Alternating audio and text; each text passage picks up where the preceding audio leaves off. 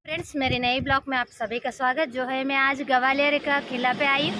तो चलिए मैं आपको पूरा ग्वालियर का किला दिखा दूंगी और बने रहो मेरे साथ।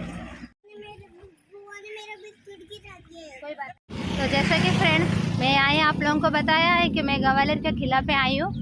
और यहाँ पे ऐसा है कि मतलब ट्रेन से भी आ सकते हैं, हवाई जहाज़ से, एरोप्लेन से भी आ सकते हैं और बस से भी आ सकते हैं। और स्टेशन से रिक्शा वाला 50 या 100 रुपये ले लेगा, लेकिन आ सकते हो। बहुत अच्छा किला है। सो चलिए क्या क्या है क्या नहीं है मैं आप लोगों को दिखाऊंगी। सो चलिए फ्रेंड्स,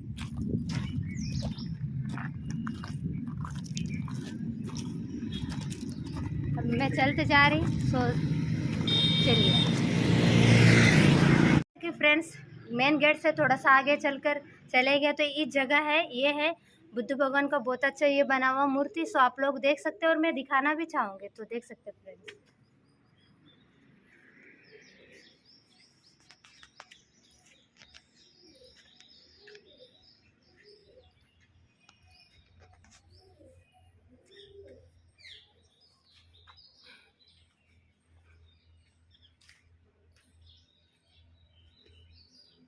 तो देख सकते हैं फ्रेंड्स, ये कितनी खूबसूरती से बनाया गया है। देखिए यहाँ पे इतना अच्छा मस्त डिज़ाइन दिया गया और अंदर भी देखा जाएगा तो उसका अंदर भी दिया गया। तो ये देख सकते हैं, देखो छोटा सा बड़ा सा ऐसा पूरी तरीके से बनाया गया है। तो कितनी खूबसूरती से बनाया गया है। तो मैं चाहूँगी कि आप लोग ज़रूर देखिए फ्रेंड्स। ये भी छोटा सा बनाया गया है लेकिन ये टूट गया, लेकिन जो अंदर का साइडिंग में वो कुछ भी नहीं टूटा है। सो आप लोग देख सकते हैं फ्रेंड, ये रहा, ये देख सकते हैं।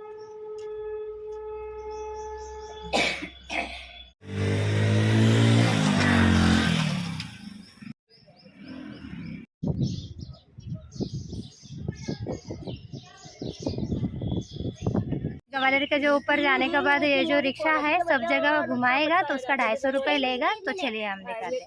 जैसे कि फ्रेंड्स ऊपर जाते हैं ग्वालियर के किला में एक प्यारा सा गुरुद्वारा है। सो मैं आप लोगों को दिखाती हूँ। सो देख सकते हैं और चलिए।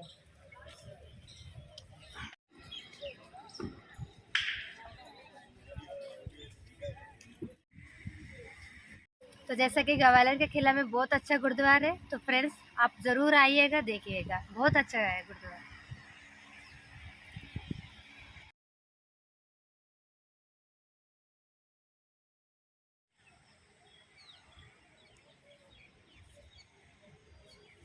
जिस ग्वालियर फोर्ट का विजिट कर, थोड़ा दूर से कर लो, कुछ फेस पे आएगा। ये ग्वालियर फोर्ट आप देखने जा रहे हैं सर। ये ग्वालियर किला बहुत फेमस है। इस किले का जो स्टार्टिंग जो माना जाता है वो 6th सेंचुरी से है, मगर अभी अब महल की बात करते हैं तो महल हमारा 15th सेंचुरी का है। इस 15th सेंचुरी के सबसे फेमस राजा हुए थे, उनका नाम था मानसिंह तोमर। मानसिंह तोमर जी के शासन काल में ये महल बनाया गया। इस महल को आप देखिए सामने, इस पर जो कलर देख पा रहे हैं ये कलर है पूरा मीना पेंट। इस राजा ने अपने शासन काल में 9 शादी की थी। 8 रानी इनकी राज परिवार की थी, 1 रानी इनकी गुर्जर कास्ट की थी। जो गुर्जर लड़की थी सभी राजाओं की 8 रानियों से ज़्यादा सुंदर थी। उनके बारे में कहा जाता है कि राजा मान सिंह जब जंगल में फाइटिंग के लिए गए, वहाँ पर 2 जंगली भैंसें आपस में फाइट कर रहे थे, लड़ रहे थे। उन दोनों भैंसों को उस समय लड़की ने अलग किया। तो राजा मान सिंह ने देखा कि लड़की बहुत बहादुर है, इससे मेरे को शादी करना है। मगर लड़की को जब शादी के लिए पूछा गया, लड़की ने शादी के लिए मना कर दिया। बोले मैं आपसे शादी करूंगी, मेरी आपसे 3 कंडीशन है। पहली शर्त में कह दिया था कि मेरे लिए अलग से महल चाहिए। तो राजा मान सिंह ने उस रानी के लिए एक अलग से महल भी बनवाया सर, जिसका नाम है गुजरी पैलेस। वो गुजरी पैलेस फोर्ट से नीचे बना हुआ है। सेकंड में कहा था कि मैं कभी भी पर्दा नहीं करूंगी, आप जहां भी फाइटिंग में जाओगे मैं आपके साथ रहूंगी। दूसरी बात कही थी मैं अपने गांव का पानी पीऊंगी। तीसरी बात कही मेरे लिए महल चाहिए। उस रानी का महल उन्होंने बनवाया, नीचे बना हुआ है। अभी आगे देखते हैं। इस पर आप देख सकते हैं ये राजा का दीवाने आम था हुआ है। उस समय का एक संगीत हॉल, यहाँ के फेमस संगीतकार थे सर, उनका नाम था बैजू बावरा। बैजू बावरा यहाँ के मूल संगीतकार थे। वो मानसिंह के दरबार में गाते थे, मगर जो तानसेन भी संगीतकार ग्वालियर के थे वो अकबर के समय में थे, अकबर के दरबार में गाते थे। तो यहाँ गाते थे बैजू बावरा। बैजू बावरा के जो राग था ना, उसका नाम था मेघमला।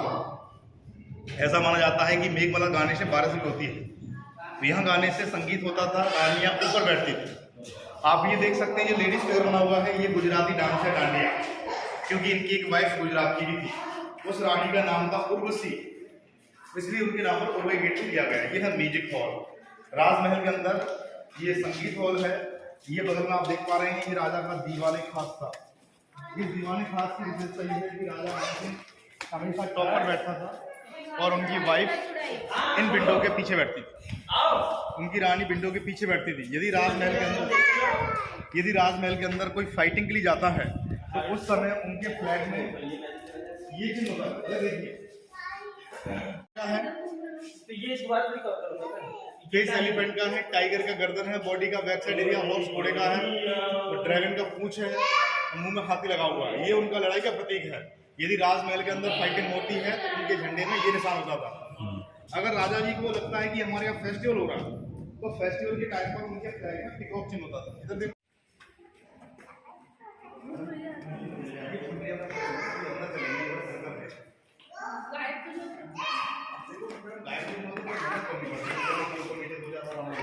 तो बहुत ही कम हाइट होती जा रही है।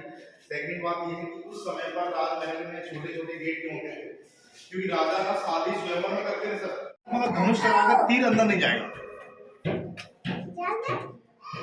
आइए एक को समझते हैं, पहले मोबाइल नहीं होता था, टेलीफोन नहीं होता था। अगर महल में पाइपलाइन द्वारा ऐसा इको बनाया गया था कि कहीं भी आप बोलोगे आपकी आवाज़ पूरे महल में साउंड द्वारा सुनाई पड़ेगी। जैसे आप कहीं कुएं के पास से जाते हैं तो आपका आवाज़ वापस आता है ना, तो ऐसी महल में इको होता है। तो ये इंडिया का पहला इको है। सेकंड इको बना हुआ है गोलकुंडा हैदराबाद।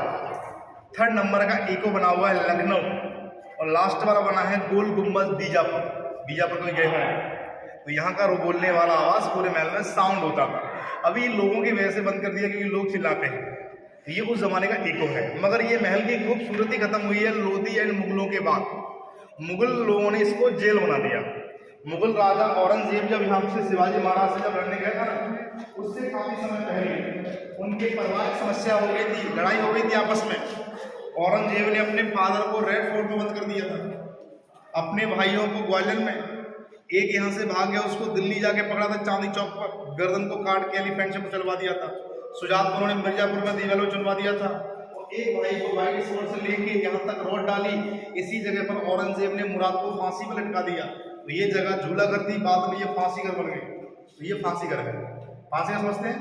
औरंगजेब ने मुराद को यहाँ फांसी हैकिंग किया था, तो इसको फांसी घर बोलते हैं।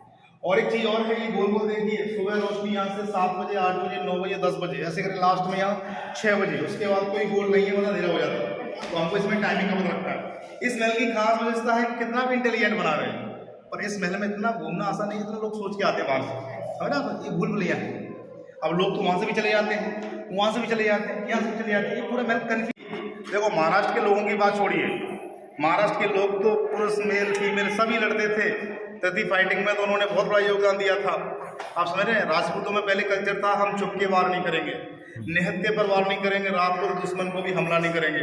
तो ऐसी सिचुएशन में महल के अंदर जो किन्नर थे वो छुप छुप के यहाँ पर रहते थे। जैसे महल में उनको डाउट होता था राजा के लोगों को कि यहाँ पर हमला होने वाला है दुश्मन का, तो अंदर झुक के आने वाले की गर्दन को किन्नर काटते थे, इसलिए इसमें ज़्यादा छोटे गए। ये वेटिंग हॉल है। रानी अलग अलग गाँव की होती थी, भाषा का प्रॉब्लम था, तो रानी यहाँ से बाहर की ओर दिखती थी, बड़ा सा एक बहुत बड़ा काफिला दिखता था, तो रानी समझ लेती थी कि हमारे महल पर अटैक होने वाला है। उस समय का ये था वेटिंग हॉल। बाहर एक लगा था फ्लैग, अगर चिन्ह में फ्लैग में दिखता था पिकॉक सिंबल, तो रानी समझती थी पिकॉक हमारा फेस्टिवल का है। अगर मिक्स लड़ाई वाला दिख जाता रानी समझती थी लड़ाई हो सकती है, तो अलग अलग फ्लैग प्रकार के इसमें फ्लैग भी लगाए जाते थे। तो ये जगह है वेटिंग हॉल। इस ग्वालियर फोर्ट की आबादी है 21 लाख से भी ज़्यादा। मिरर कांच समझ, डायमंड टाइप के, डायमंड शेप वाले। तो पहले के जो सोल्जर थे ना, उनको अपने फेस का ज्ञान नहीं था, हम लगते कैसे हैं। जब पहली बार अपने चेहरों को इधर देखते थे वो अपने चेहरे से डर जाते थे सैनिक लोग, क्योंकि सैनिक लोग ना वो तलवार चलाना सीखते थे बचपन से, उनके फेस कट जाते थे। जैसे आपने मूवी देखी कटप्पा वाली बाहुबली, वो पूरा स्विमिंग पूल समझते हैं, नहाने का टैंक, इसमें राज परिवार की रानियां ये सर डाल के नहाती थी। तो ये 8 फीट गहरा था, चौड़ा था, तो उस समय तो नहाने के लिए था। मगर राजा मानसिंह की डेथ हो गई थी, उसी के बाद उनकी 8 रानियों ने यहाँ पर पानी को खाली करवा के लकड़ियों को डाल के सुसाइड किया था। इस तरह से इसको जौहर कुंड के नाम से जानते हैं। तो ये अपने आप में एक जौहर कुंड भी है सर, वहाँ तक चौड़ा था, दीवारों पर कांच लगे थे, दीवारों पर कॉपर एंड गोल्ड था, चांदी का कवर था। जो भी इसमें आता था फर्स्ट केस में गिर जाता था, जो गिरेगा वो चिल्लाएगा, उसकी आवाज़ पूरे महल में फैल जाती थी। अभी आप बोलो ओम, ये बोल रहा ना, आवाज़ कम कर दिया है, यही आएगी। तो तो ये नहाने की जगह थी, बाद में जौहर हुआ, तब से ये जौहर हुआ। डांसरों के पैरों में ऐसे घुंघरू होते थे, ये घुंघरू का डिजाइन दिया हुआ। अच्छा। इंडिया के किसी भी महल में ड्रैगन्स नहीं होते हैं, ये देखो ड्रैगन पहले से बने हुए। राज परिवार की जो रानियां थी वो इन जालियों के पीछे बैठी। यहाँ कांच लगा था, इनमें हुक लगे थे, सॉरी मिरर, वैसा डायमंड शेप थे। ये गहरा है दीपक के लिए। रात को जब यहाँ दीपक जलते थे, कांच की रोशनी उस जाली से अंडरग्राउंड, वहाँ का रोशनी यहाँ से अंडरग्राउंड पूरे महल में रिफ्लेक्टेड होता था। राजा का मेहमान उधर, उस पर गोल्ड अम्ब्रेला। हिंदू कल्चर में बोलते ना सर, अतिथि देवो भव। तो राजा के लेवल से गेस्ट ऊपर और राजा का इधर, रानी भी साथ में। तो ये कलर भी उसी समय का है, हवा पानी से कभी खराब होता नहीं है। ये तो क्या है, मुगल टाइम पर खराब हुआ है। इस गोले से एक रॉड डाली गई थी, बाहर एक लकड़ी का बड़ा सा पंखा, छोटा सा पंखा अंदर, खस खस के घास के पर्दे। जब बाहर का पंखा घूमता था लकड़ी वाला, अंदर वाला हवा स्प्रे करता था। उस जमाने के 3 कूलर थे ये। यदि हवा चलती है तो प्रॉपर काम करते थे, हवा यदि नहीं चलती है तो ऊपर देखो स्टोन के अंदर हॉल बने हैं चारों साइड, इनको घुमा घुमा के हवा की जाती थी। ये उस समय का बेसिकली एक समर बेडरूम था। राजा मानसिंह चंद्रवंशी थे, इसलिए देखो हाफ चंद्र आकृति है। इनकी ग्रांड मदर राजस्थान की थी, इसलिए ऊपर शूट आकृति है। ये अपनी नक्काशी और शैली के लिए बड़ा फेमस था। तो ये समर बेडरूम, ये ड्रेसिंग गलती से मान लो ये बात। तो ये लॉक तोड़ना बहुत ही कठिन पड़ जाता है। जैसे जो नया जो व्यक्ति आता है उससे अगर गलती हो गई, यहाँ से चला जाएगा तो डायरेक्ट बेसमेंट ये अंडरग्राउंड होता है, गुजरी में निकलता है। इसको हम सुरंग बोलते हैं। किले की हाइट ही 4.5 फीट है, घूम घूम के 800 हो जाता है। तो ये रास्ता बंद कर दिया है। कभी लॉक किसी ने तोड़ दिया तो हादसा भी हो जाता है कभी कभी, तो समस्या जाती है।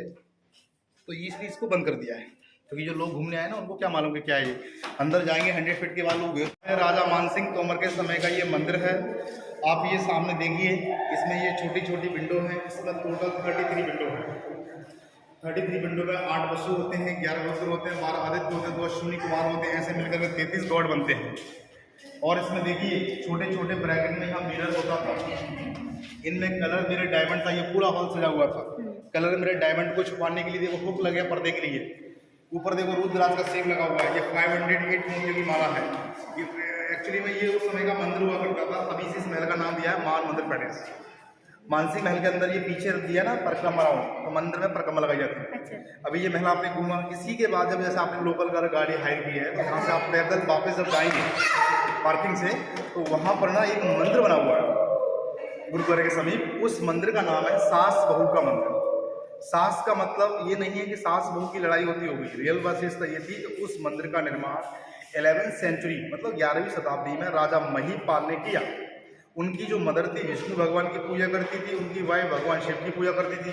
पहले शिव धर्म वैष्णव की प्रॉब्लम थी, तो संस्कृत भाषा में लिखा था सहस्त्रबाहु। उर्दू फारसी के लोगों को संस्कृत तो नहीं आती थी, उन्होंने अपने लैंग्वेज में उसको ट्रांसलेट किया। सहस्त्र को उन्होंने गलती से सास कर दिया, बाहु को उन्होंने बहु कर दिया। धीरे धीरे लोगों ने समझा कि सास बहू की लड़ाई होती होगी इसलिए मंदिरों में जाती नहीं है, तो रियल में सहस्त्र बाहु से सासू कर दिया। लड़ाई वाला कोई चक्कर नहीं है, सहस्त्र बाहु से सासू नंबर हो गया। तो मंदिर पीछे बना हुआ है गुरुद्वारे के पास।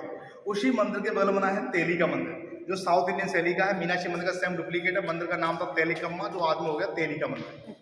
बीच में गुरुद्वारा है। गुरु हरगोविंद साहब ने उस गुरुद्वारे की जगह 2 साल 3 महीने तपस्या की थी, और जहाँ पर 52 हिंदू राजा जो कैद थे उनको गुरु हरगोविंद साहब ने सर रिहा करवाया था। इसलिए उनके नाम पर बहुत सुंदर गुरुद्वारा जिसका नाम है दाता बंदी छोड़। दाता में दया करने वाले थे, बंदी मतलब उन्होंने कैदियों को रिहा किया। पूरे भारत में घूम लो, पूरे वर्ल्ड में घूम आइए, किसी भी फोर्ट में इतना सुंदर गुरुद्वारा नहीं मिलेगा जो इस किले पर बना हुआ है। तो सिख लोग भी यहाँ बहुत आते हैं। तोप की विशेषता होती है, ये तोप है लूमो। अगर झांसी आप जाएंगे कभी तो झांसी की तोप का नाम है कड़क बिजली। तो सिंधिया जी का महल बहुत सुंदर है। यहाँ पर सिंधिया पैलेस सिटी में बना हुआ है। सिंधिया जी पहले इस महल में रहते थे। 1874 में जयविलास पैलेस का निर्माण हुआ, जो सिटी बना हुआ है, बहुत फेमस महल है।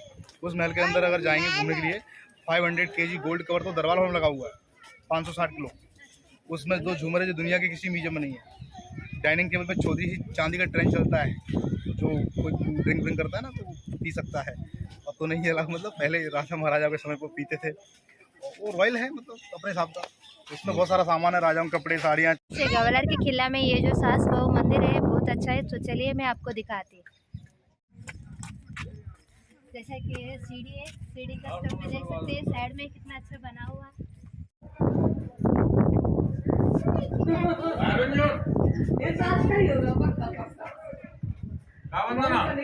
चलो वाह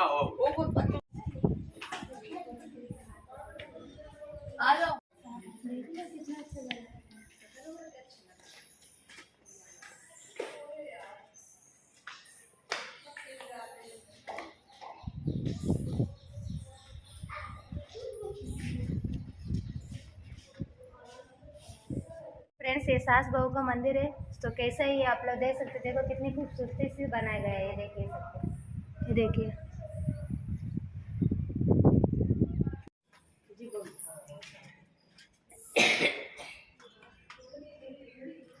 ये देख सकते हैं मंदिर में, ये देख सकते कितना अच्छा खूबसूरती से आकार बनाया गया है सास बहू का। तो ये देख सकते हैं फ्रेंड्स, अंदर नहीं, ये देख सकते हैं खंबा का रोलिंग दे दे दो। जैसे फ्रेंड्स ये ग्वालियर का किला का जो एंड में है बाउंड्री के पास जस्ट मैं खड़ा हूँ, और यहाँ से देख सकते हैं कि यहाँ पे थोप वगैरह चलाए जा सकते होंगे, लेकिन इस बाउंड्री के ऊपर से मैं आपको पूरा ग्वालियर का नज़ारा दिखा सकती हूँ। सो देख सकते हैं फ्रेंड्स,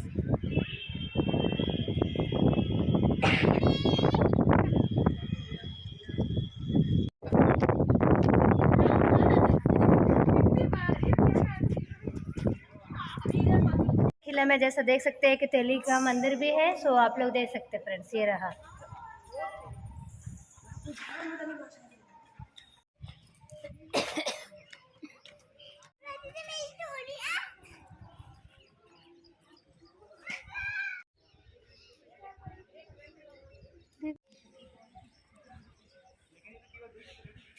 फ्रेंड्स हम देख सकते हैं ग्वालियर के किला में जो तेली मंदिर है, ये जैसा कि देखा जाता है कि तेल बेचने वाले ने इन्हें बनाए गए। सो देख सकते हैं फ्रेंड्स, देखिए फ्रेंड्स ग्वालियर के किला में जैसे जाते हैं अपन, तो टिकट है ऊपर जाने के बाद 25 रुपये हम सब के लिए है, जो बाहर से आते हैं उनके लिए 300 रुपये का टिकट है। और जैसे कि यहाँ पे ई रिक्शा है, गुरुद्वारा, ये सब मंदिर जो भी जगह है वो लोग घुमाते हैं, तो केवल 250 रुपये लेते हैं। और टिकट जो है 25 रुपये में, उसी टिकट से अपन सास बहू का मंदिर भी देख सकते हो, तो उसमें कुछ पैसा नहीं लगते। और जैसा आप लोगों को मैंने ग्वालियर का पूरा किला दिखा चुकी हूँ, अगर आप लोगों को अच्छा लगता है तो मेरे चैनल को सपोर्ट कीजिए और सपोर्ट बनी ही रहे मेरे साथ।